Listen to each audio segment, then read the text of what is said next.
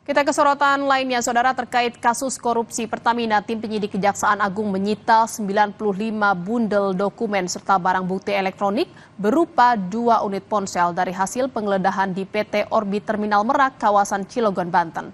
Sementara dari kediaman Riza Khalid, kawasan Panglima Polim, penyidik berhasil menyita sebuah DVR. Kapus Penkum Kejaksaan Agung Harli Siregar menyebut, tim penyidik masih menganalisis keterkaitan dari sejumlah barang bukti yang berhasil ditemukan dari PT OTM dan kediaman Riza Khalid Kamis kemarin. Di hari Jumat, tim penyidik Kejaksaan Agung sedang melakukan penggeledahan di kantor Fuel Terminal Tanjung Gerem, sebuah terminal bahan bakar yang dikelola oleh PT Pertamina Patraniaga.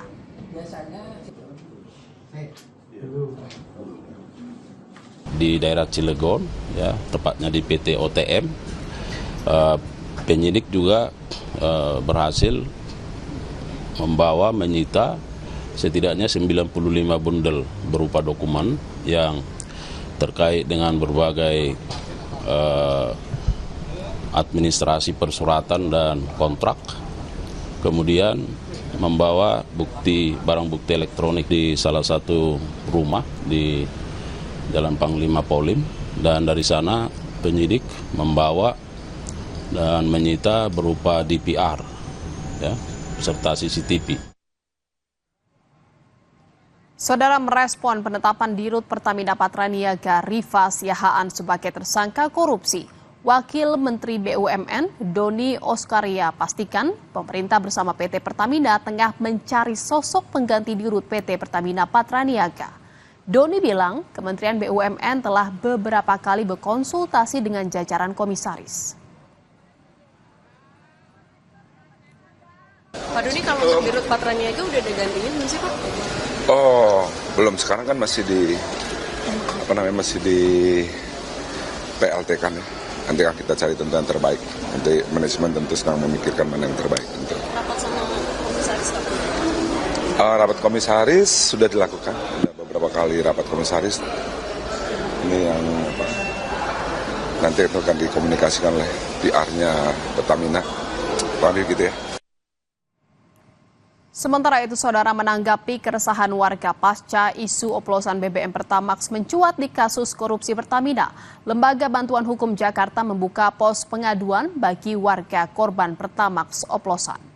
Di hari ketiga dibukanya posko pengaduan sejak 25 Februari, 426 warga melaporkan aduan melalui daring.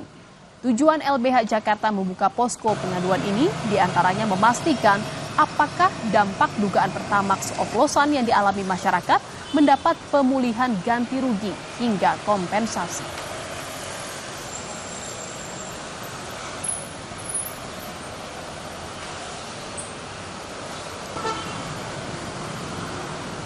Untuk meredakan kemarahan atau keresahan publik, dan kami mengambil peran di sini untuk menampung aspirasi masyarakat agar nantinya bisa kami dorong sebagai orientasi, ya, atau tujuan bagi penyelesaian polemik ini. Artinya penyelesaian polemik ini harus sesuai dengan kepentingan dan kebutuhan publik atau masyarakat luas.